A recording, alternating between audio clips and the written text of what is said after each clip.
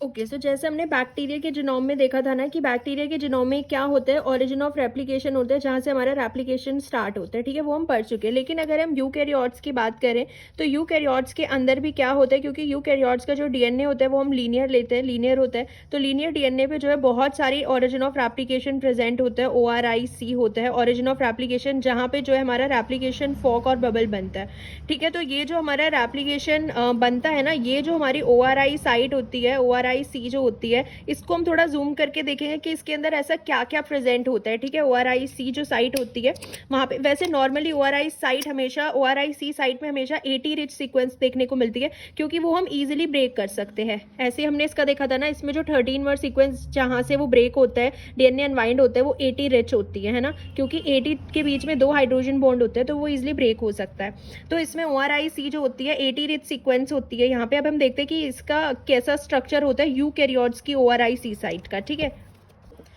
देखो जो ये ORIC होता है ना, यीस्ट हम ले रहे हैं, यूकैरियोट में हम यीस्ट का एग्जांपल ले रहे हैं, रेप्लिकेशन स्टार्ट पॉइंट हम उसको बोलते हैं, ठीक है। ओरिजिन ऑफ रेप्लिकेशन जो बडिंग यीस्ट में होता है, इसको हम बोलते हैं total ARS, autonomously replicating sequences. जो ये ऑटोनोमसली रेप्लिकेटिंग सीक्वेंसेस होती हैं ARS, ये टोटल 200 बेस पेयर की होती है टोटल, ठीक है। टोटल कितने की होती है? 200 बेस पेयर की होती है। एंड इसके अंदर एक तो डोमेन C होता है, एक डोमेन A होता है। ये पूरा हम क्या पढ़ रहे हैं? ओरिजिन ऑफ रेप्लिकेशन पढ़ रहे हैं, यानी कि रेप्लिकेशन स्टार्ट पॉइंट, जहां से हमारा रेप्लिकेशन स्टार्ट होता है। तो इसके अंदर क्या क्या है, हम इसी को जूम करके देख रहे हैं। अभी मैंने बताया ना ORIC, तो इस वाली साइट के अंदर क्या क्या होता है? ये होता है पूरा ARS, ऑटोनोमसली रेप्लिकेटिंग सीक्वेंस, पूरा 200 बेस पेयर का होता है ये एक, ठीक है। इसके अंदर डोमेन C होता है, डोमेन A होता है, B1 domain, B2 domain and B3 domain. So ये पूरा डोमेन B हो गया। डोमेन B के अंदर B1, B2 एंड B3 आता है। एक डोमेन A होता है एंड एक डोमेन C होता है। अब जो डोमेन A और B1 डोमेन जो आता है ना, इस वाले पोर्शन को हम बोलते हैं ORS। तो यानी कि ARS के अंदर क्या है? ORS, ठीक है। ORS जो होती है ना, इसके अंदर जो डोमेन A पड़ता है, डोमेन A के अंदर ये 11 बेस पेयर की एक सीक्वेंस होती है डोमेन A के अंदर। और ये जो सीक्वेंस होती है ना, ये 80 रिच सीक्वेंस होती है। It is 80 rich sequence, 11 base pair की ये सीक्वेंस होती है। इसको हम बोलते हैं ACS। ACS मतलब ARS कंसेंसस सीक्वेंस, ठीक है।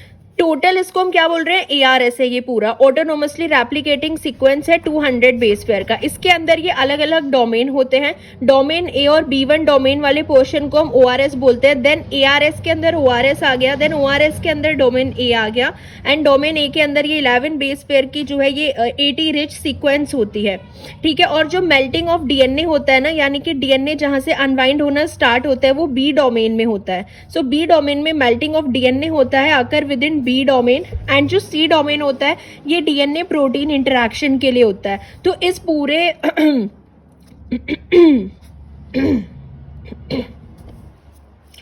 तो इस पूरे में हमने देखा कि ये पूरा क्या हमारा ओरिजिन ऑफ रेप्लिकेशन है, ये जिसको हम ARS बोल रहे हैं, autonomously replicating sequence 200 base pair की होती है, जिसके अंदर ये डोमेन प्रेजेंट है CA, B1, B2 and B3।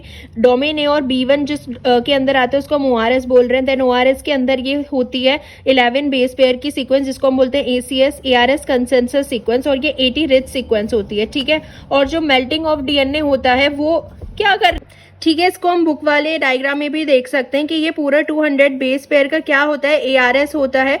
ARS होता है हमारा ऑटोनॉमिकली, ये होता है हमारा ऑटोनॉमसली रेप्लिकेटिंग सीक्वेंसेस होती है, जिसको हम बोलते हैं ARS। ये पूरा 200 बेस पेयर का होता है, ठीक है। और ये जो 200 बेस पेयर होता है, ये हमारा domain C, domain A, B1, B2 and B3 इसके अंदर आ जाता है। देखो डोमेन A जो है हमारा, और जो B1 डोमेन है, इसके अंदर हमारा क्या आ जाता है? ये ORS आ जाता है। एंड ये जो ORS है, इसके अंदर डोमेन A पड़ता है, तो डोमेन A के अंदर ये 11 बेस पेयर की सीक्वेंस होती है। B वाला जो डोमेन होता है, यहाँ पे DNA अनवाइंड होता है, यानी कि यहाँ पे जो है DNA के बीच का बॉन्ड ब्रेक होगा, वो रेप्लिकेशन फॉक बनता है। एंड डोमेन C जो है वो DNA प्रोटीन इंटरैक्शन के लिए होता है। तो आई होप ये क्लियर हुआ होगा। और ये जो था, ये हमने E. coli का देखा था, बैक्टीरिया का था, जिसके अंदर 13 वर्ड और 9 वर्ड सीक्वेंस थी। ORI, ओरिजिन ऑफ रेप्लिकेशन, ये ऑलरेडी कवर कर चुके हैं। देखो जो 9 बेस पेयर होते हैं ना एंड द अदर 13 बेस। इसमें है ना एक और चीज आपको याद रखनी है कि जो यीस्ट होता है, टिपिकल यीस्ट की अगर हम बात कर रहे हैं ARS, वो ई कोलाई से छोटा होता है, shorter than the E coli ORIC, यानी कि ई कोलाई का जो ओरिजिन ऑफ रेप्लिकेशन होता है वो बड़ा होता है। देखो ये 245 बेस पेयर का होता है टोटल ई कोलाई का, एंड इसका जो हम यूकैरियोट्स का पढ़ रहे हैं वो 200 बेस पेयर का होता है। सो ओरिजिन ऑफ रेप्लिकेशन जो है बैक्टीरिया में ई कोलाई का ज्यादा होता है एज कम्पेयर टू यूकैरियोट जिसमें हम यीस्ट का पढ़ रहे हैं। ठीक है, तो ये एक चीज याद रखनी है इसमें। बाकी आई हैव मेंशन्ड एवरीथिंग कि हाँ ARS के अंदर ORS, ये टोटल 200 बेस पेयर के हमारे पास ARS होती है, ऑटोनोमसली एप्लीकेटिंग सीक्वेंस, अंदर ORS है, देन ORS के अंदर ये हमारा ACS होता है, that is ARS consensus sequence. ये AT रिच होता है, ATT, ATA, देन TTTA, इससे याद रखना। और DNA अनवाइंड कहाँ होता है? B डोमेन पे, एंड C डोमेन पे DNA प्रोटीन इंटरेक्शन होता है। ठीक है, B डोमेन में क्या होती है? DNA अनवाइंडिंग सीक्वेंस होती है, एंड अगर हम C डोमेन की बात करें is important for DNA protein interaction. तो ये सारी चीजें थी इसमें जो याद करने वाली थी।